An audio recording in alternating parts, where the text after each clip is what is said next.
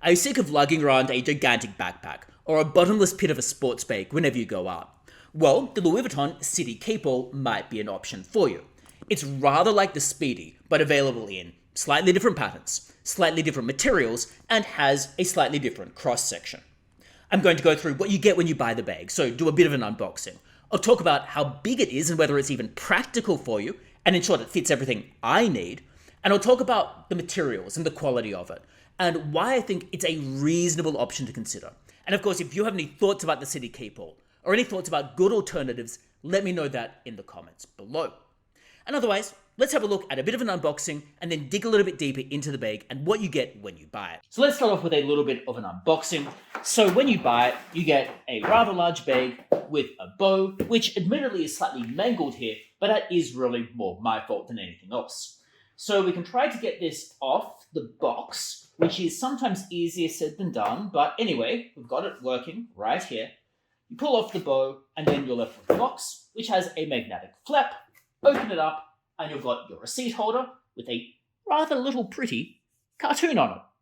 And then inside, we've got our dust cover with the bag inside it. Open up the dust cover, and inside the dust cover, you have the City Keepall. Now, the City Keepall is right here, and then inside the Keepall, you can unzip it, and then once you've unzipped it, you've got the strap. The strap is relatively easy to use. It has a little metal clip.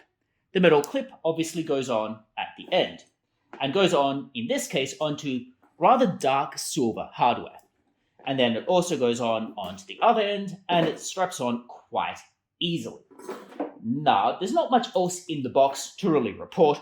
Relatively unremarkable, but nicely done. So now that we've unboxed it, let's explore it a little bit more.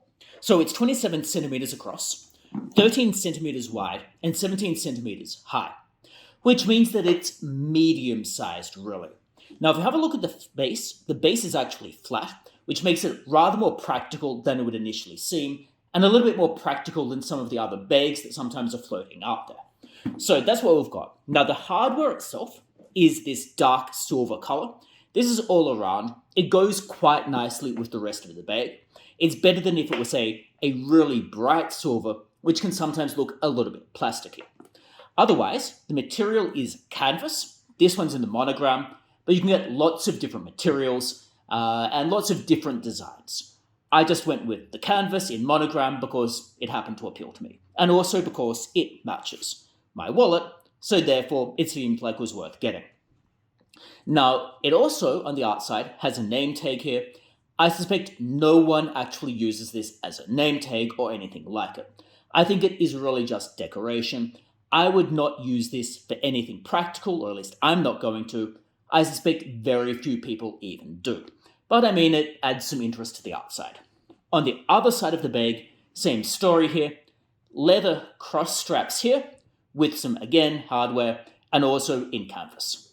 On the bottom, one downside that I would prefer they fixed up is there's nothing really on the bottom to stop the bag touching the ground if you put it on the bag. It would be nice if there were some subtle and relatively small hardware pins or something at the bottom, so that when you put it down, you didn't just put it directly onto the ground with the leather. That would be something that could improve it, but otherwise, bottom is fine. Now here, again, we've got stitching. It's nicely hidden on the bottom, as opposed to really interfering with the rest of it.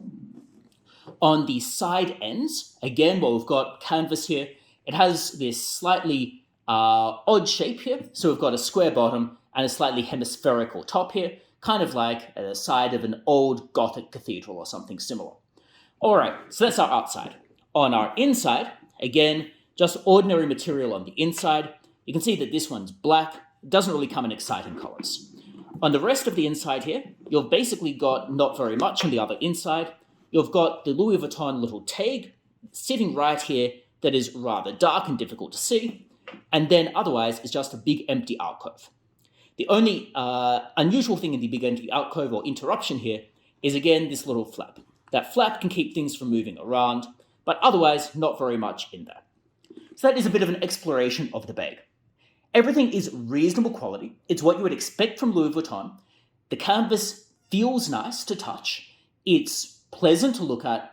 It's been reasonably hard wearing in prior experiences, and it looks pleasant. I don't think the monogram in the black is too over the top, personally, but some people might not like it. The hardware is smooth to operate. The zip functions nicely. It doesn't feel like it's tough to do up. It feels like it is smooth to operate. The zip, while I'm on it, has a little LV here. That would be relatively unsurprising. Something that slightly differentiates the Keepall from the Speedy is the strap. The Keepall has a slightly wider strap, it's made of a different material, and it's adjustable in a different manner. So in this case, it has Louis Vuitton written all along it. It's reasonably wide. I find comfortable to wear for extended periods, as long as I'm not carrying too much in it. You could in theory wear it over the shoulder, but the overwhelming majority of people would wear it as a crossbody bag. But again, it's really up to you how you wear it, and you can adjust it for whichever length you happen to want. Okay, so how much can you fit into this bag? The answer is probably not a ton. So what I've got here is I've got a water bottle, and I have an umbrella. So we can put these in, and then you'll see there's really not a ton of additional space. Put the water bottle in, that kind of consumes a reasonable amount of the space. Put the umbrella in, consumes a reasonable amount of the space. And again, because of the length of the bag, it is tough to fit too much in here. So it is a little bit of a squash. And then once I've squashed this in, we've got some room for some other stuff. So for example, you could put a wallet in here, and you could put a mobile phone in here, but otherwise, you're kind of stuck. There's not much else you could put in here. Say, for example, you had some headphones and wanted to put headphones in here in addition to your water bottle. That can just fit in there, but it's squashy, and then you've kind of lost a ton of your space. So you can fit it in here, but sort of doing up the zip, sort of, but it's getting kind of like a pushing everything into the sides. It's very full. So you can fit a decent amount in, but just don't think it's going to be bottomless pit. You can do this up, and an alternative to headphones is, say you had your water bottle and your umbrella, you could put in, say, a scarf. So this is a Ferragamo scarf, for example. You could put that in, and then you've kind of consumed all of your space, or most of it. So I think it fits enough. It's not going to fit everything. It's not going to replace a backpack. It's certainly not a sports bag. But, I mean, it fits enough for when you're just kind of wandering around. So what about alternatives to the City Keepall? Well, really, there's no shortage of alternatives. It just comes down to what you happen to like. So, for example, Louis Vuitton has a ton of crossbody bags in different designs across different materials. I'm partial to some of the ones in their epi leather, but again, really depends on personal taste. If I were to buy another one from Louis Vuitton, I'd probably get one in their deep blue epi leather and a crossbody bag. But I mean, again, really depends a lot on what you want. Ferragamo also has some crossbody bags that I don't dislike, and some of those are in leather, so might be slightly better value for money given the price points involved. But really, you're just looking around at other crossbody bags. There's a ton of them.